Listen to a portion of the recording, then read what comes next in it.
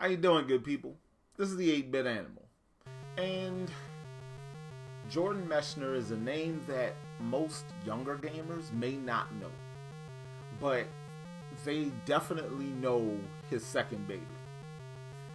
When I say second baby, I mean the second game that he created. It was The Prince of Persia. And The Prince of Persia is a landmark video game. Also, it was ported everywhere, that original game. The sequel wasn't ported to as many places, but then after a long time of that franchise being dormant, it was rebooted by Ubisoft, and the rest is kind of history. And so, while that game is known and has worldwide regard, his first baby has kind of gone to the annals of history, and kind of outside of the remake in 2012, it's kind of stayed there. This game was originally released for several different computers in 1984. It was ported to the Famicom in 1985. We did not get an NES port here in America, but it's pretty faithful, the Famicom version is, to the source material, so I wanted to give it a quick look. Today, we're going to take a quick look at Karateka. Now, first things first. I didn't realize that this was pronounced Karateka when I was much younger, because I would see random Atari 7800 commercials for this game, and they mispronounced it in the Atari 7800 commercials. They called it Karateka, and for years that's how I pronounced it, but apparently it's pronounced Karateka. So yeah, but yeah, Karateka puts you in the role of a karateka, a practitioner of karate.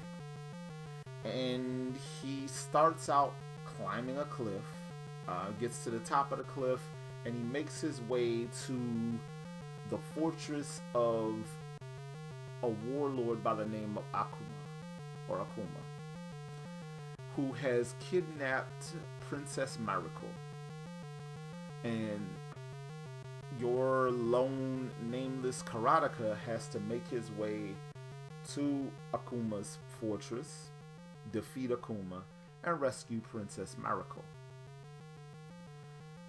Well, none of the original versions of this game were like super crisp. They look great for the time though. And that includes this Famicom port. It's a rather good looking game to say 1985 was tapping it on the shoulder. But it's also a very choppy game animation wise. When you watch running animation, when you're playing this game and you look at the running animation while you're holding right on the control pad, it drags. Like I said, it's very choppy. But the animation for punches and kicks and things of that nature looks pretty good considering. This game, there's not a whole lot to it. You walk a little bit, fight somebody, walk a little bit more, fight somebody else. Somewhere in between you walking and fighting, you come across, there are cutscenes where Akuma sends people to come and fight you, or Princess Miracle is just looking forlorn and sad in her cell. And so these things repeat until the end of the game. And like I said, there's not a whole lot to this game. You walk left to right, punch people in the face, keep walking to the right, punch more people in the face. Occasionally, you might punch a bird. But other than that, Karateka is what it is. And I guess that's probably why this didn't get released in the States. Considering how long other things took to get ported to the US or get brought to the US, this probably would have been terribly out of date by the time it got to the US. Especially with Double Dragon looming on the horizon. We got Double Dragon in the States in 1988. It was released in arcades like 86, 87. We got Renegade, 1987. It was released in arcades about 85. Kung Fu was a launch title. Kung Fu is a faster game and a seemingly more rewarding experience than Karateka, at least in my opinion. But yeah, Karateka, for what it is, it's a solid game. It's an achievement. It is a piece of history. Otherwise, though, you could take it or leave it. Now, if you decide you want a copy of Karateka, Famicom carts are actually relatively cheap. You can get a copy for well under $10. Sometimes under $5.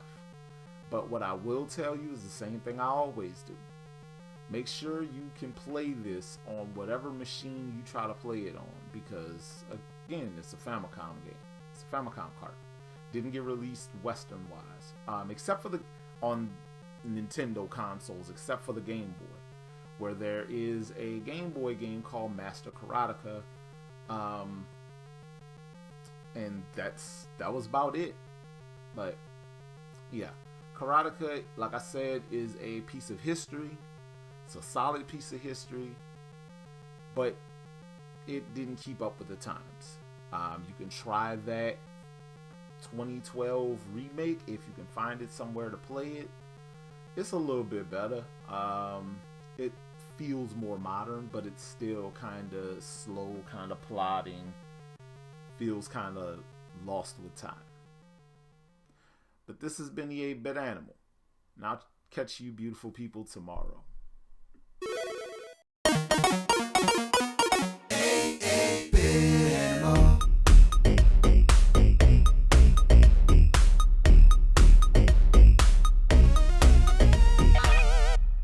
Tomorrow, meet 3 guys who have 2 things in common with Batman and the Harlem Globetrotters.